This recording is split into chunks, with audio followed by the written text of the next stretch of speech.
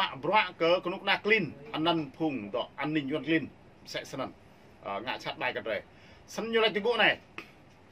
Nhân viên an ninh tên là Nguyễn Văn Duy đe dọa dân làng rằng các bạn có biết lý do mình ở đây không? Khi các tín đồ đạo Đấng Kitô trả lời rằng họ không biết, ông nói bạn không thuộc về một nhà thờ bị trừng phạt. Em bồi hả? Xem anh nhà lạch câu tên này nhà lạch như tục lộ chạt lộ bài thì y thâu kral mà hệ câu biết là xem ngã buồn sang đây lạch hùng chỗ nặng idea lạch mày một thâu ấy ô em bồi hả? Xem ngã một thâu y nhà lạch mọ nhọ ở nốt sẽ xí có nút na cầm khảo có nút na đu ngạo hả có nút na một bệ bị bên ở nhà lạch sẽ sân ạ sân hàng tôi cho nó lạch bạn phải thuộc một nhà thờ thuộc chính quyền Hà Nội chấp thuận và bạn chỉ có thể tham dự và thờ của siêu kim ấy bởi á xin ạ là tốt dinh sẽ xí như bè lại đạo ID có nút na Hà Nội Yuan Clean chấp thuận thuộc độ tham dự nhà thờ siêu kim sẽ có nút na Pray tờ ta tổng cần cái nút này xin anh nhiều lại này nơi bị xử phạt do đó ngày 25 tháng 12 Grab thôn bạn không được hàng năm bạn không được cúng, nếu bạn làm vậy chúng tôi sẽ bắt bạn vào tống vào tù anh bởi ạ cái Grab thôn ngày 24 ngày 25 em một tí cùng bút cái đi em bởi ạ em một tí sẽ xí và lạch em một tí như bè giá đọ rồi yuông mà cầm bằng họa một tí không chỉ đạo có siêu kim đạo cả Hà Nội đạo có Giang Hồ Chí Minh rồi đạo có như bè có ID có đạo có clay như bè Yesu ra ye peng tiga pikal nak ID yang amau dio cầm này jepul senrebo kenuk nak clean nhiều blum thế nhiều ngạm thế làm tốt plus pan nhiều sót đi nhiều là ý nghĩa cái đạo mà máu sẽ xí cầm khạ sa chố màu tả lùm đuôi chẳng đáo màu chẳng đạo tự do tin ngưỡng tự do tôn giáo tự do ngôn luận như là bẹ đặt ta này cho mà màu dọ đặt thì đặt lạc sinh ạ đạo cây kỳ ban như vậy đạo buôn ea khít gỡ tin lệnh đăng kri đạo phung sẽ xí buôn cái tuần gỡ buôn chuột nè gỡ buôn chui gỡ nhu màu rẹo cầm này chụp sẽ sẵn nhu lọ lạnh mấy thứ này. Các cơ đốc nhân người thường Dega sau đó tuyên bố rằng họ sẽ tiếp tục thờ phượng Đức Chúa Trời thật của họ và rằng họ không muốn theo nhà thờ siêu kim hoặc bất kỳ nhà thờ nào bị chính quyền can thiệp. Rồi bố sinh ạ hùng dưới nà rể gặp dưới rể như lại cũng tâm như một huyêu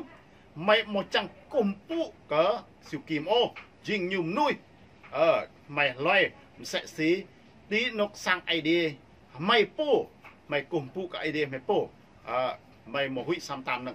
sẵn mỗi người dân trong làng phải ký cam kết đồng ý với điều này để họ có thể được thả. Tuy nhiên các cơ đốc nhân báo cáo xin bố nhiều bray tụ các lề nhiều lên ở tốt đọ sẽ xí lâm rạm ra nhiều bray tụ cơ siêu kim sẵn có nhiều sẵn sẽ xí nhiều bray nạc buôn sang bray nhiều giữ nông tộc lại đạo nần nhiều thá lại phô như mà đã buồn sẽ sẵn ăn nhiều lọ anh mà sự cố mà này. Vào ngày 1 tháng 12 hàng năm, chính quyền Việt Nam đã cấm các buổi cầu nguyện và hành lễ Giáng sinh. Các nhà chức trách đã bắt giữ 4 cơ đốc nhân người thường Dega tại văn phòng cảnh sát của họ từ 8 giờ sáng. Những người cơ đốc giáo người thường Dega này đến từ làng Buôn Tham, xã Ea Trốc, huyện Lapa, tỉnh Gia Lai và tên họ được liệt kê dưới đây. Cho bố sinh ạ nhiều mạ nhiều nhiều cầm khạ sẽ xí bạ chô yong tay này nhiều ba tới văn phòng nhiều bao giờ đừng bằng span mông nhiều mạ không đạo bạ chô này sẽ bố lại này xa dình siêu vi đoa tuần lau siêu pre pa ở trăm nghìn đó bông như mạng như ngại chặt rồi răng cấp rồi chết như yêu nằm yêu hoại say tụi này tụi thì đấm nào dù ai chẳng ạ như mồm nách này như mồm nách xin chiếc lên nè sau đó nhiều lo lắng với tụi cô này 4 lực lượng an ninh được xác định là Trung, Đạt, Vành Này và Phạm Tùng. Trung đã thẩm vấn những người theo đạo Thiên Chúa. Một lực lượng an ninh tên là Phạm Tùng. Trung hỏi các bạn có biết lý do mà tất cả các bạn bị triệu tập đến nay không? Ấy bởi ạ xin an ninh nhú hùng sau prat nhú hùng poli sẽ xì cái nụ con á yuan clean Việt Nam dị năng collected long thì thâu má hệ rằng yêu thì rằng mời thì rằng triệu tập thì nhờ lại bởi ạ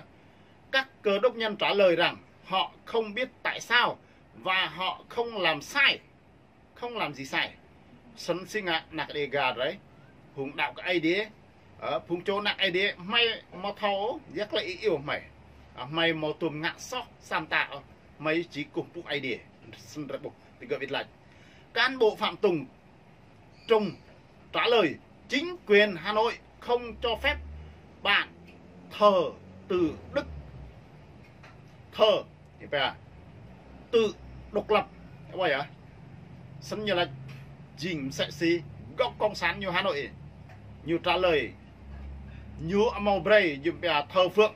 Chúa độc lập ông dưới sự giám sát cái nhiều dưới sự gõ bó cái nhiều cái nào duyên lệnh đi thưa về trình như dinh ai đi với ai đi mà lo dinh rẽ bùm sẽ sẵn sẽ xí ra này sẽ ngã rẽ bùm ngài dinh quốc tế ngài dinh hiùm là cha rong lần Mỹ mà bị đá xí như sang dinh sẵn quốc tế như màu lẽ prang Mỹ Anh biết là Nga như mỏ sẵn như tinh các cộng sản biết là như chẳng ngại ông khoa sẵn rồi lăng chi dàn rồi sẵn như chẳng gạo sẵn mơ dọn này dinh ai đi mà lo dinh ai đi như dinh ai đi nã câu cái như dinh cái cô cái như đạo cái như dinh sẵn như chẳng ở gần này chụp sẵn như là Hà Nội một chấp thuận sau đó nhân viên an ninh nói với họ rằng vì họ không thuộc một nhà thờ và đăng ký họ phải hủy bỏ việc thờ phượng cầu nguyện vào ngày 25 tháng 12 hàng năm. Được bộ sinh ạ. Phùng này như là một dọ sẽ xí phùng đạo ý pul siêu kim ó. Như phùng này phùng đạo căn như là sau đó dính như hủy gì. Giác lại rệ cầu giác lại rệ rồi cùng phụ giác lại rệ như bè tục bằng họa tôm hông như bị đài á sẽ sân gặp được chụp sân làm tập plus pan như là ý nghĩa bị đạt được ô này mà mau nâng ý nghĩa mà mau nâng tụ yuan clean ngạ rồi sẽ sân này sân như lo lạnh mà tôi này lực lượng an ninh cũng cảnh báo họ rằng nếu họ tụ tập để thờ phượng hoặc có lễ cầu nguyện Giáng sinh vào ngày hôm đó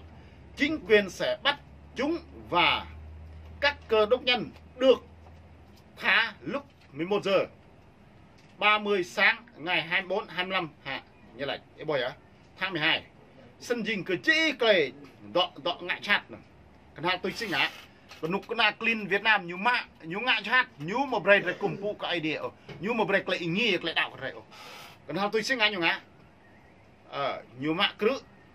là cử ít rau mạ cử như trăm như biếng đã gì làm sang và đã vịt làm buôn sang rồi gì sân dinh cơ gấp thun sẽ xí ran hin con nục na yuan clean Việt Nam nhiều so học bút char gum là gấp thun sân Việt Nam rồi bút char gum tục tôi lăng leh nan răng đục mạ bro hàng nhiều nan răng bị đơ có ruồi đọa pro đọa man span cái gấp thun jing ruồi sẽ xí có đọc tuyệt lông cái ruồi này ruồi nan jing ruồi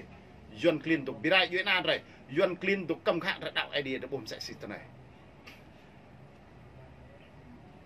sân nhiều lo lắng cho thế này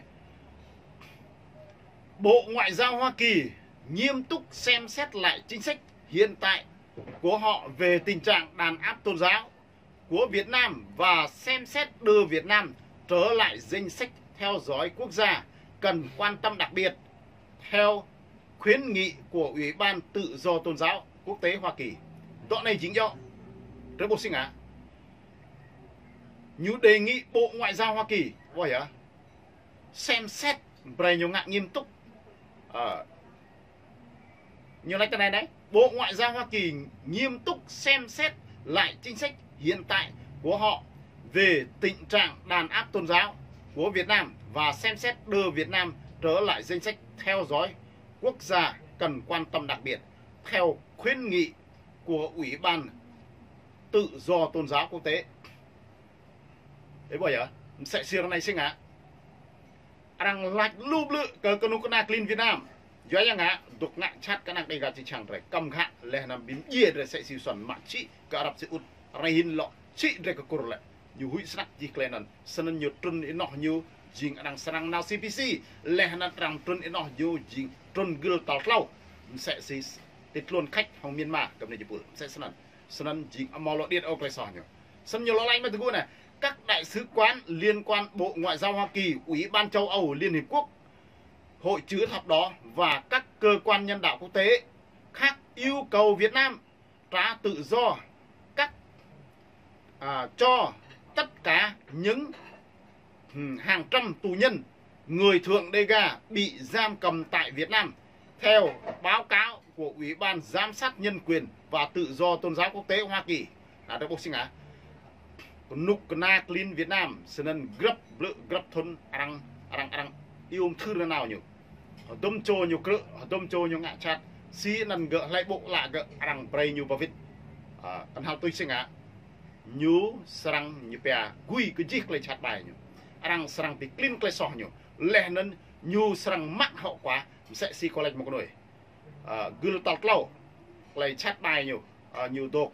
tiết luôn khách hàng Myanmar senen ở này hin như amau đuôi lọ tiếp cận họ ngân hàng thế giới ô lẽ nên lại ngạ bằng họa như hồng công ty Prong công ty Mỹ Anh Pháp Đức Nhật rằng đây á bây giờ cái clay như pe như ngạ chặt bài như ngại gao nâng cái nặng đây gà là tập người chỉ chẳng rồi ở cái bên